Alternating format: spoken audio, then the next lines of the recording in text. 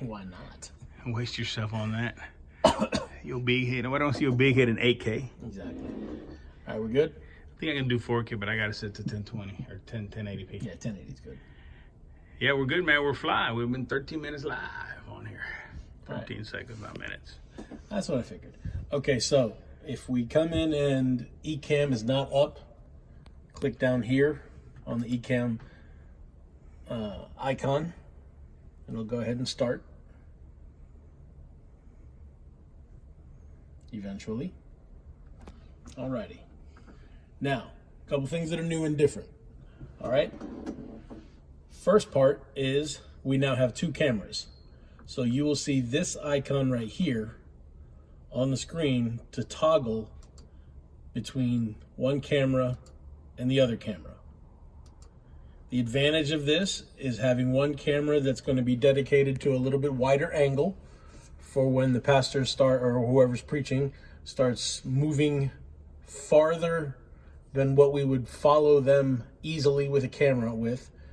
And then the other camera angle would be for a little bit more freedom of movement, being able to come in tighter on close-ups, as well as close-ups on the musicians as they're worshiping, just to give us a little bit more flexibility and give the audience at home and the people worshiping at home a little bit different viewpoint than just the one camera angle. And the way we'll do that is just switching between one camera and the other camera. You do that right here on the main screen, just toggling back and forth. Okay, another new thing, since we have those new cameras, or that second camera, we also have a secondary input audio. Okay, they're known as the CamLink 4K is the blue camera. That's the one that we've had for a while. It's got the smaller Rode boom mic attached to it. And then the built-in microphone, that one is the newer camera, the Minolta, with the larger Rode microphone shotgunned on top of that. We also have the AudioBox USB 96, which is the sound that comes from the actual soundboard. Now, until we get the new soundboard and we can tweak with the audio, we only use the audio box when the pastor's going to preach, or whenever just the one person on the one microphone is doing the preaching. It gives us the best sound quality. However, it doesn't pick up all of the instruments. So musically during worship, the sound quality is not where we want it to be right now. So how that's going to work on a Sunday morning, we will dedicate the built-in microphone, which is the newer camera and the newer microphone, because it does pick up sound better.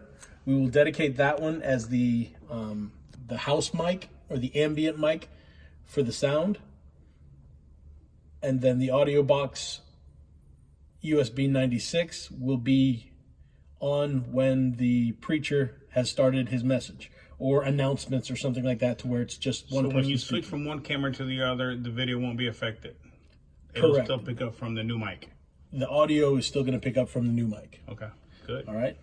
And then an important thing to remember, when we alternate from one to the other, using the mute functions, mute one, mute the other, and if we're in the red a lot here, if the pastor starts really getting after it, preaching the word, and has a lot of volume in his voice, we want to drag this down just a bit so that the folks listening at home are not blaring and having to adjust their sound and their speakers by themselves. And then we can reset that. I normally keep it around 80%. You know, it's not going to be the end of the world if it's at 81 or 82, but if the worship team is worshiping a little louder, and especially if we start getting comments on the Facebook feed and on the YouTube feed, or we have our friends at home that will text message us to let us know, hey, it really sounds loud, we can fine tune and adjust those here in this setting. All right, next new thing.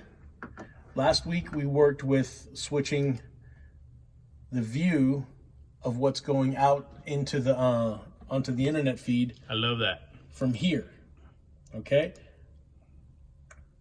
The advantage to that is that obviously the people at home are going to get a different look, and also during worship, we can have it to where they can, during the worship time, they can read the words, or during the message time, they can read the scriptures, and we can seamlessly change back and forth between the videos and the words being projected on the screens in-house. When we are manipulating ProPresenter and changing between slides, we don't have to toggle back to Ecamm Live. This side screen here where it says screens, the issue is you just have to click the actual play button in that little window, and you'll see that toggles what's going on.